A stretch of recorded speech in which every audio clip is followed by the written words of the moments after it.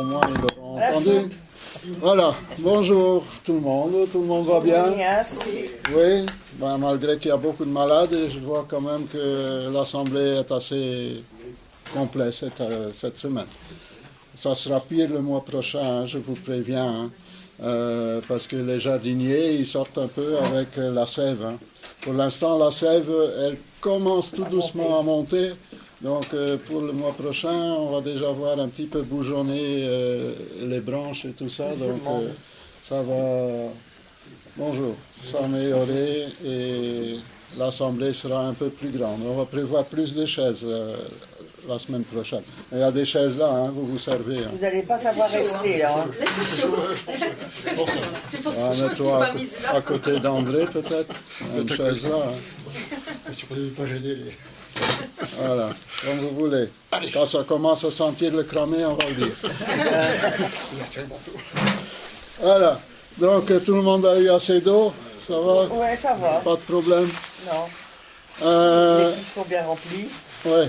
Un petit conseil quand même, c'est marchez pas pour l'instant sur votre terrain, hein, ou bien sur des planches, alors mettez des longues planches pour marcher dessus, parce que vous allez tout détruire la structure de votre sol hein, maintenant. Donc évitez de marcher sur une terre détrempée, déjà une terre humide c'est déjà pas très bon. Moi je prévois chez moi quand même, et ici maintenant aussi, on a fait plutôt des chemins. Pour marcher dessus, c'est quand même mieux de ne pas marcher sur sa terre. Et on va voir que la terre elle va rester beaucoup plus souple aussi. Quand on marche comme ça et qu'on écrase tout, il n'y a plus beaucoup d'échanges avec l'oxygène. Hein. Donc votre sol meurt un peu, hein. Donc il est asphyxié en dessous. Et il faut parfois des mois pour que ça se rétablisse. Donc autant soit attendre un petit peu, soit mettre quelques planches pour gagner beaucoup sur l'efficacité de la terre pour vos plantes. Donc ça c'est un petit entre parenthèses. Les communications, ben, on a à peu près fini la mise en sachet. Donc jeudi passé, il reste 3-4 petits sachets. Il y a peut-être encore une ou l'autre petite commande qui n'est pas encore arrivée. Mais de ce qu'on a commandé, je dirais que 99 pour les Français sont là. J'en ai, c'est pour ça qu'il y a tout mon bordel là. Moi je mets dans les petites boîtes. Donc ça c'est pas 100% fait. Mais jeudi, logiquement, ça sera fini aussi, donc tout sera disponible. On vient de mettre aussi les fleurs. On a retiré, mais déjà avant la mise en boîte des nouvelles graines, tout ce qui était périmé. Donc logiquement, si on ne nous roule pas quand on achète les graines, tout qui est là devrait être valable. Voilà. Il y a quelques groseilliers là, donc c'est Jonker Van Tett, c'est un ancien groseillier rouge d'origine de Hollande qui sont disponibles et 2 ou 3 cassis aussi, c'est des beaux plants quand même et on demande 3 €. Donc c'est à mon avis pas cher pour la plante que c'est. C'est à racine nue, hein, donc après, si jamais ça vous intéresse, vous en prenez, il faut assez vite les mettre en terre, hein, le jour même si possible, même si ce n'est pas un emplacement définitif, au moins enterrer ou mettre comme nous dans un grand pot avec du terreau pour que les racines ne dessèchent pas. Bon, ça va de soi, mais bon, je le dis quand même. Voilà.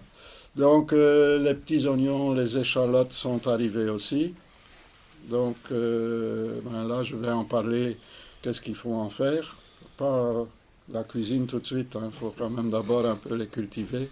Quoique on pourrait les manger, mais ce serait bête. Quoi. Voilà, donc ça c'est arrivé. Je ne sais pas si j'ai oublié quelque chose, peut-être en cours de route, si tout d'un coup il y a cette fois-ci, je n'ai pas fait une liste avec ce qu'il y a à dire. Si, il y a quand même le 22 mars qu'on fait, ça j'ai déjà dit le mois passé, mais je répète, le 22 mars c'est un samedi dans l'après-midi. Il faut être ici au moins à 1h30, si pas un peu plus tôt.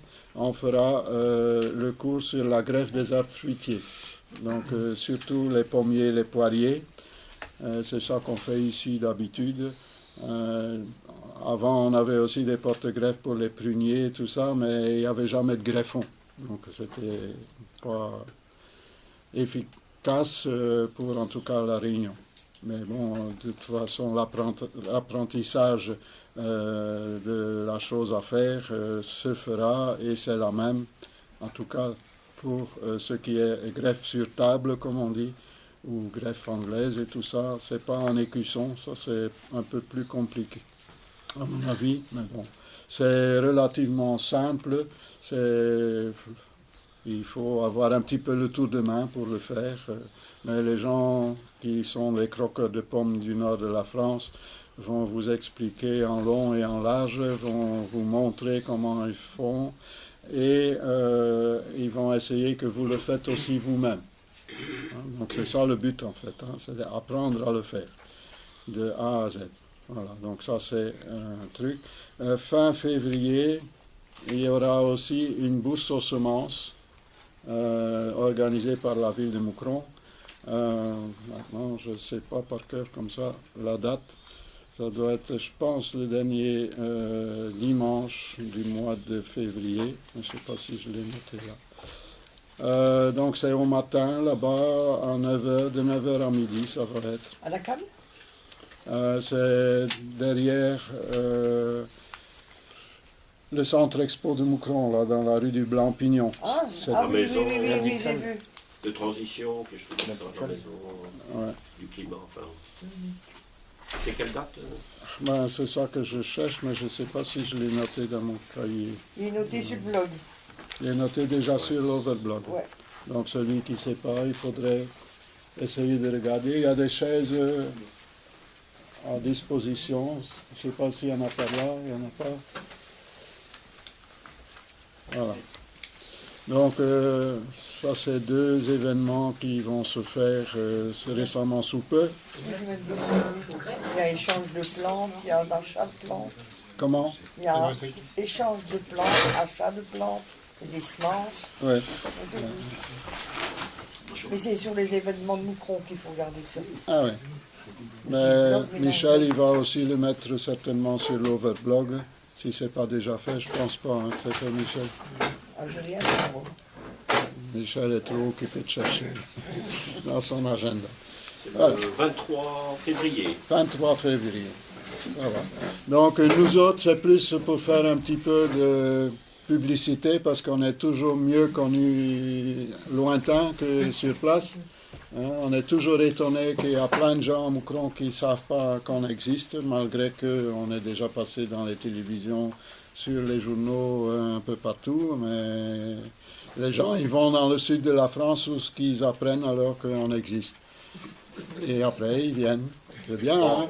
On est des gens discrets aussi. Oui, oui, oui. Des gens qui font beaucoup de tintamarre et qui a rien dedans. C'est sûr que nous, on ne sait pas ramener tout ça là-bas. Hein? Donc on va prendre un petit échantillon et les catalogues, etc. C'est plus pour se faire connaître. Et voilà. Mais il y a d'autres personnes alors qui vont ramener des choses soit à échanger, soit à petit prix. Voilà. Donc, heureusement que j'ai prévu un petit quelque chose à boire. C'est souvent comme ça au début. Hein? J'attrape quelque chose là et j'ai du mal à parler. Je vais boire un petit peu tout de suite.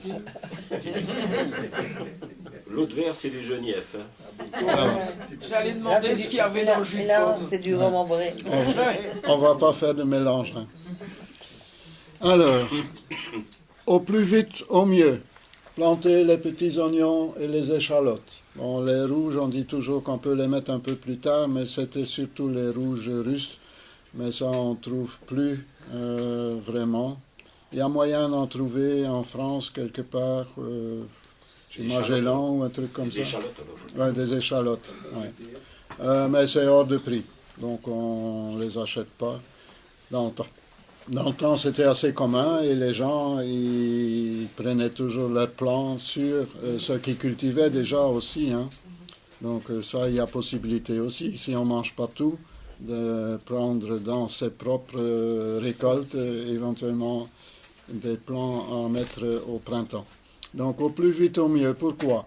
Parce qu'à un moment donné, quand les températures sont assez élevées, qu'ils soient plantés tôt ou tard, ils s'arrêtent de pousser et ils jaunissent plus ou moins et ils grossissent plus. Donc s'ils n'ont pas eu suffisamment de temps pour grossir, ben, vous allez avoir des petits. Hein, donc voilà. Maintenant, lesquels choisir dans le paquet, si vous ne devez pas tout planter, ça peut arriver. Pour les oignons, mettez les plus petits. C'est étonnant, mais c'est les plus petits qui vont mieux reprendre que les plus gros. Pour les échalotes, c'est le contraire. Plantez les plus belles. Et c'est facile à comprendre pourquoi. Un oignon grossit et ça reste un oignon. Une échalote se divise, s'ouvre. Donc le plus qu'elle est importante et qu'elle est costaud, le plus que les parties dans lesquelles elle se divise peuvent être plus importantes aussi. Donc c'est la différence entre les deux. Il existe de l'ail de printemps, nous on n'en fait plus rentrer, on fait que rentrer l'ail d'automne, quoi, hein, parce que souvent, la plupart du temps, pour bien avoir des beaux ails, je ne sais pas si je pense qu'on peut dire les deux, mais donc pour avoir les plus belles têtes, il faut mieux les planter avant l'hiver. Donc maintenant, ça peut déjà être haut.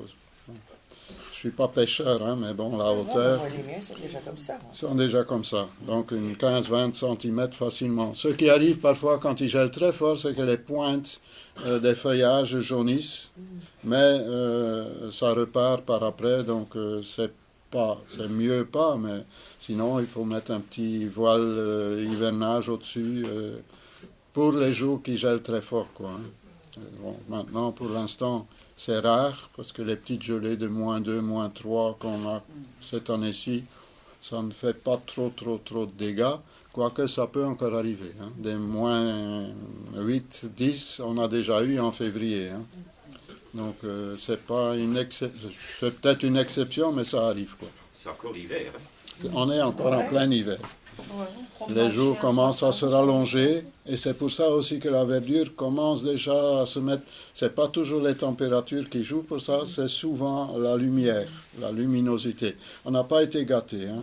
Mois de décembre et mois de janvier, ça a été vraiment sombre. Donc, mais on voit quand même déjà. Moi, je vois déjà, surtout dans les plantes vivaces, que ça repart, la verdure arrive, etc. Voilà. On va bientôt manquer des chaises. Hein. On va pousser les murs, mais ça va aller. Alors, donc on plante ça. Il y a aussi l'ail éléphant. Hein. Il reste encore un petit peu là, qui à mon avis est très intéressant.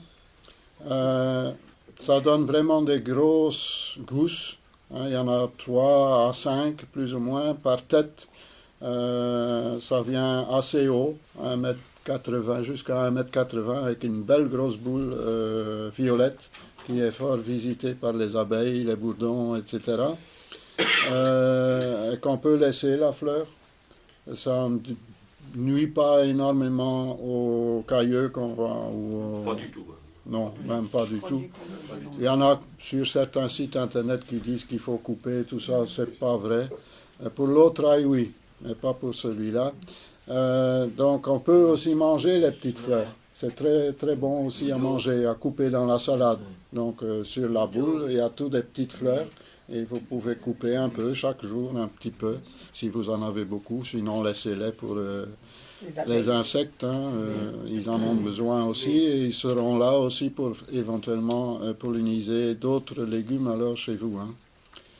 Voilà, donc logiquement ça se plante en septembre-octobre. On dit toujours octobre, mais moi je trouve que quand on les enlève, on peut tout de suite en remettre soit au même endroit, soit ailleurs. Ça peut même se laisser en place si on ne mange pas tout. Ça revient l'année d'après. Peut-être que les têtes seront un petit peu moins importantes, mais elles seront plus nombreuses. Donc ça se marie très bien avec un peu tout, surtout près des arbres fruitiers. Donc toute cette famille-là a l'avantage souvent de protéger un peu contre les maladies à champignons. Donc l'ail des ours, bien sûr, il commence à... Moi j'en ai déjà, mais c'est toujours un endroit, je ne comprends pas pourquoi, que les feuilles sont déjà hautes comme ça. Et chaque année, cet endroit-là, ils sont là nettement plus tôt. Tant c'est pas mieux exposé, c'est au pied d'un cassissier, c'est peut-être ça. C'est possible. De l'eau bénite, non? Non, non, non, non, non. Ben, il n'y a plus beaucoup de curés, alors l'eau bénite devient rare aussi. Hein.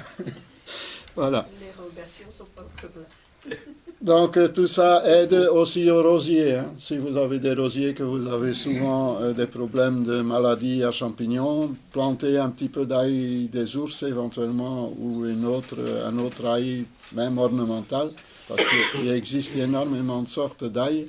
Ici d'ailleurs, on a logiquement encore d'autres variétés, mais qui ne sont pas nécessairement destinées à être mangées, quoique en principe ça ne doit pas être plus mauvais qu'un autre, mais bon, on a quand même des autres variétés. Mais je parle surtout de l'ail éléphant parce qu'il n'y a pas de souci. Ils ne se font pas attaquer, ils ne pourrissent pas. La seule différence, c'est qu'on le met à 10 cm de profondeur. Les oignons, les échalotes et l'ail ordinaire, on le plante à la surface, qu'on voit encore la petite pointe qui dépasse du sol quand on a planté, et souvent encore, en poussant, ils vont se surélever. Bon, je montre comme ça, mais c'est pas beaucoup. Hein. Ils vont se surélever d'1 ou 2 cm. Il faut surtout pas aller les repousser dedans, sauf si c'est des merles ou des chats qui les ont grattés dehors. Ça, c'est autre chose. Mais ça pousse comme ça pousse au-dessus du sol, sinon ça risque de pourrir. Prévoyez quand même aussi de ne pas planter ça où que la terre reste très longtemps très fort mouillée. C'est quand même un risque de pourriture. Donc éventuellement faire une légère butte de 5 cm ou 10 cm, ça peut suffire. Si on n'a pas des merles qui viennent après tout gratter, mettez alors un petit filet, mettez un grillage, mettez quelque chose au-dessus pour éviter qu'ils viennent tout chambouler. Comme ça, une petite anecdote, mon papa il avait apprivoisé une pie, un petit jeune qui était tombé d'un nid et il avait donné à manger, il était dans sa cage et après il le lâchait, mais il était devenu tout à fait apprivoisé et il plantait ses poireaux et quand il avait fini, il se retourne. Tous les poireaux, ils étaient arrachés. La pie, elle avait suivi, elle avait tout retiré pour s'amuser. Une pie, c'est un petit peu comme ça, un animal rigolo. Et dès qu'il sortait au jardin, la pie, elle venait s'asseoir sur sa tête ou sur son épaule. Elle le suivait vraiment partout, partout. Voilà, ça c'est la petite anecdote comme ça. Parfois aussi, quand on laisse quelque chose qui brille, ils prennent et ils vont cacher. Ne mettez pas votre alliance sur le bord de la fenêtre. Elle sera peut-être plus là si vous avez des pies. Bon, maintenant, les pies sauvages sont quand même assez... Ils n'ont pas trop peur, mais bon, quand même. Voilà, ça c'est une anecdote qui n'était pas prévue. Bon, maintenant, on va aussi essayer de prévoir qu'on va planter autre chose à côté des oignons, des échalotes et l'ail éventuellement. Donc, il peut y avoir des très bonnes associations. Mais ça, il faut une fois regarder dans le truc des associations. Hier, j'ai parlé avec quelqu'un qui disait qu'il plante souvent des tomates. Et il plante 3-4 rangées d'oignons à côté de ces tomates. Alors il a constaté que les oignons proches de ces tomates sont 2 à 3 fois plus gros que celles qui sont un peu plus loin. Donc il dit cette année-ci, je vais mettre une rangée de tomates, une rangée d'oignons, une rangée de tomates, une rangée d'oignons. En tout cas, c'est une association très favorable.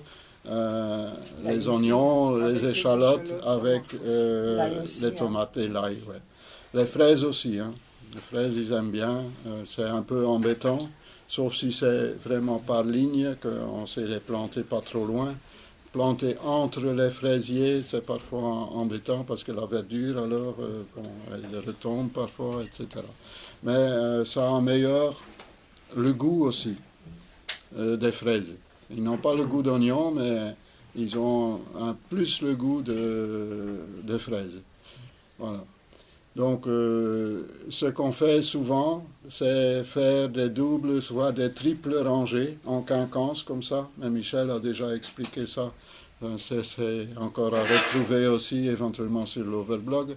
Hein, donc, et il faut au moins 10-12 cm entre chaque oignon. Hein, donc, on plante un oignon là, la rangée d'à côté, on met entre deux, et 12 cm plus loin, etc.